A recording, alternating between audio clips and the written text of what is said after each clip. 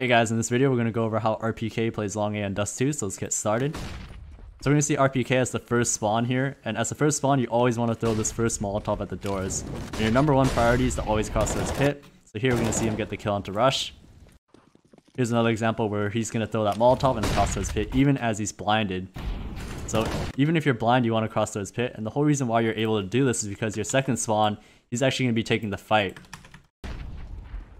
So as a second spawn, your job is to basically make sure you play anti-flash so you avoid the enemy team's flashes, and to also time your peek with your teammate's flash. So right here, he's going to time his peek with his teammate's flash and then get this kill onto Dupree. And the whole idea behind the second spawn is he's covering the first player to be able to cross towards pit. So as a third spawn, you're basically just going to be throwing this flash for your teammates here. So Shox and Zywoo, they're going to be the ones that are first and second spawn. RpK is simply going to throw that flash to allow them to set up at long A. And the whole idea behind this is that the first spawn will always cross towards pit, the second spawn is always going to stay by this corner to take the fight, and the third spawn is to basically throw flashes so that they can get into this setup so that they can have this pit slash corner crossfire. So this is a smoke that you can throw from car that lands into the long doors. So this is a smoke that will allow you to basically smoke the doors without actually having to peek it. So to throw the smoke, you simply go to the car like this, and then put your crosser next to the building, and simply throw.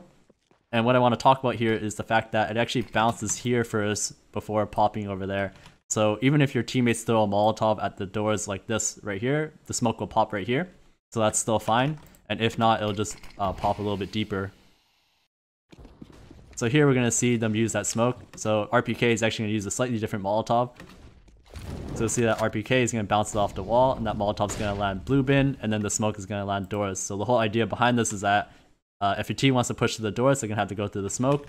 If a team has already made it past the doors and is by the blue bin, they're going to be forced out by this molotov. So here, this is a setup that we're going to see Vitality use a lot, and it's a little bit of a bait setup. So essentially, Zywoo, he's going to be posted from car towards the long corner. He's going to be taking contact. RpK, he's simply playing anti-flash, and then there's actually a player towards site, and he's going to have a flash ready. So Shox has a flash ready. And the whole idea behind the setup here is that Zywoo's going to take contact as soon as the T's try to take long A control, and then they're going to counter with this flash. So here we'll see Glaive gets taken down by Zywoo, the flash comes out, then RpK is able to peek to take down Zipnix. So to throw the flash, you're going to see you line yourself up towards the center of the site, and then you basically put your crosshair just slightly above the tarp thing, and just to take a step. And this is a good flash to be able to blind anybody who basically just comes out through the doors like this, as well as anybody who decides to come out a little bit further like this, which is what this flash is more intended for. So here we're going to see them do that setup again, and this time the T's are actually going to throw a long corner smoke. But here in this round, the T's have actually gone up fast cat, and there's actually a mid player to be able to call this. So they're going to accelerate this, so because they're going to get pinched, they throw the flash anyways, and RpK pushes through the smoke to be able to take long A control. Here in this round, we're going to see that the T's don't really contest long, and when that happens, what RpK likes to do is he simply just throws a molotov further back. So the whole idea is that the first molotov here will push the T outside of the entrance, and then the second molotov here will push them up straight out of the connector. So you can have long A connector control by simply just using these two molotovs. And then when you're at this area already, you can simply just jump spot to kind of figure out where this team might be playing. And a setup that you can do is that you can also bring an AWPer with you while you do this jump spot to kind of bait them in towards you. So you're going to see here that RpK is going to do the jump spot, Config tries to take the fight, and then Zywoo takes him down. Another important thing is to always have your utility ready whenever you're close to an AWPer. You always want to be able to support them to allow them to escape if they need to. So here, if we see this from Config's point of view, you can see that he's trying to find that fight onto the player jump spawning, but doesn't expect an AWP.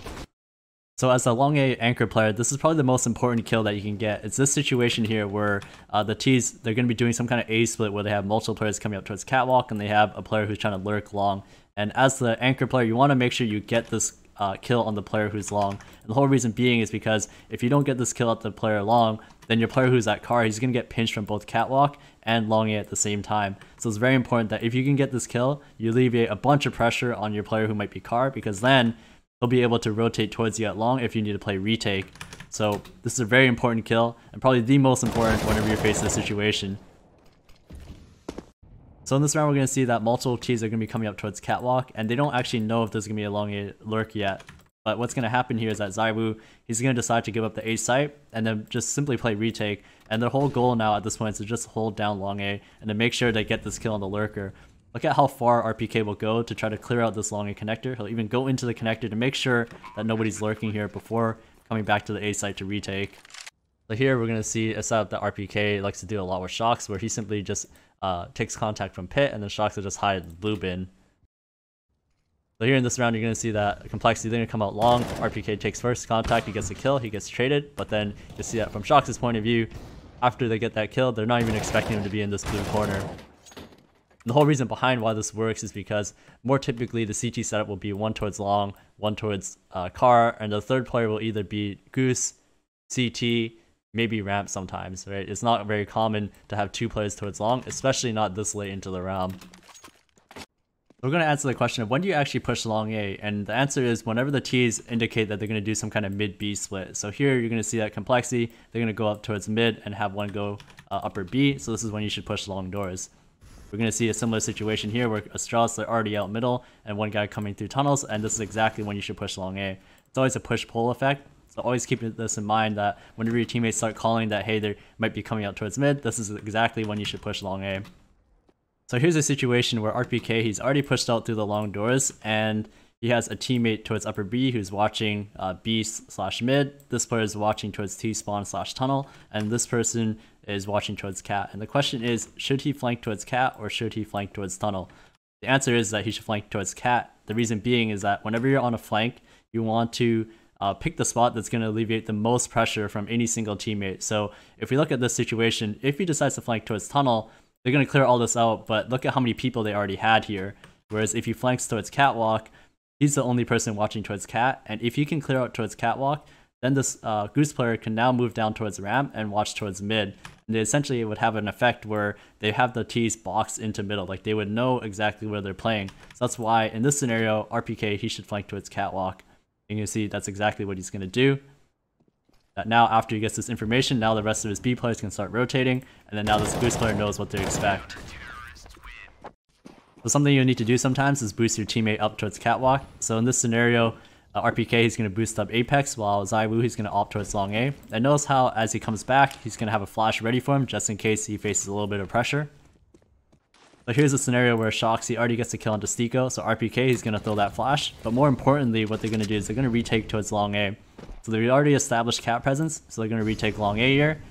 The RpK and Shox are going to start creeping up close. The flash is going to come in. They'll allow them to retake long A, and now they can reestablish a setup at long A. Here's another situation where RpK is going to be with his teammates at catwalk. You can see they're going to get a couple kills here on these Astralis players. And now at this point, RpK, his only job is to try to escape. So he's going to throw this flash. He would escape off catwalk to now meet up with ZywOo to be able to retake long A. And now at this point here, they're going to actually trade with Xyp9x, as Xyp9x is actually there to meet them. And this is the one thing to always keep in mind, that whenever you do this thing where you establish presence on catwalk and you try to retake towards long A, you always have to be ready for a player to be in this area. Because the player who's in this area is very typically the outside long player. And as soon as this outside long player hears from his teammates that there's multiple players catwalk, he's going to push through the doors, which is why you're very likely to get into this fight here when you try to retake towards long A. That's simply just how the timing works. Thank you guys so much for watching. If you guys liked what you saw, please like, subscribe, hit the notification bell for more content. Thanks again. I'll see you guys in the next one.